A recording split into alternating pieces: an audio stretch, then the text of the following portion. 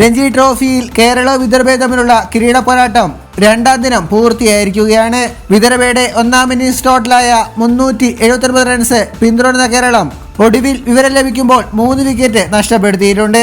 ഈ മത്സരത്തിൽ കേരളത്തിന്റെ ഓപ്പണറും വെടിക്കെട്ട് ബാറ്ററുമായ രോഹൻ കുന്നുമലിന്റെ ഒരു വണ്ടർ ക്യാച്ചാണ് ക്രിക്കറ്റ് പ്രേമികൾക്കിടയിൽ ചർച്ചയാകുന്നത്. വായുവിൽ പറന്ന് ഒരു കൈകൊണ്ട് അദ്ദേഹം എടുത്ത ക്യാച്ചിന്റെ വീഡിയോ സോഷ്യൽ മീഡിയയിൽ വൈറലായി മാറിയിരിക്കുകയാണ്.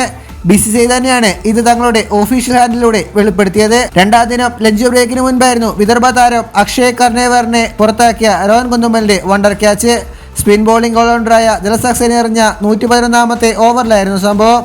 7 വിക്കറ്റിന് 333 റൺസ് എന്ന നിലയിലാണ് ഈ ഓവറിൽ വിദർഭ ബാറ്റിംഗ് ആരംഭിച്ചത്. എന്നാൽ സക്സേനയുടെ ആദ്യ ബോളിൽ തന്നെ അക്ഷയ് പുറത്തായി. ഇടങ്കൈൻ ബാറ്ററായ താരം ഒരു കവർ ഡ്രൈവിനാണ് ശ്രമിച്ചത്.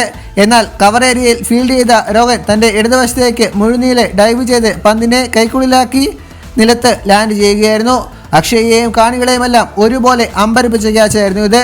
കാരണം വലങ്കയൻ ബാറ്റർ കൂടിയായ രോഹൻ തനിക്കേറെ ദുഷ്കരമായ ഇടതുഭാഗത്തേക്ക് മുഴുനീളെ പറന്നാണ് വായുവിൽ ഈ ക്യാച്ച് എടുത്തത്. ഫൈനലിൽ രോഹൻ ഫീൽഡിങ്ങിൽ മിന്നിച്ചത് ഇതാദ്യമല്ല. നേരത്തെ ആദ്യ ദിനം സെഞ്ചുറിയിലേക്ക് കുതിച്ച വിദർഭയുടെ മറുനാടൻ മലയാളി താരം കരുൺ നായരെ പുറത്താക്കിയ കിടിലൻ റണ്ണൌട്ടും ശ്രദ്ധിക്കപ്പെട്ടിരുന്നു.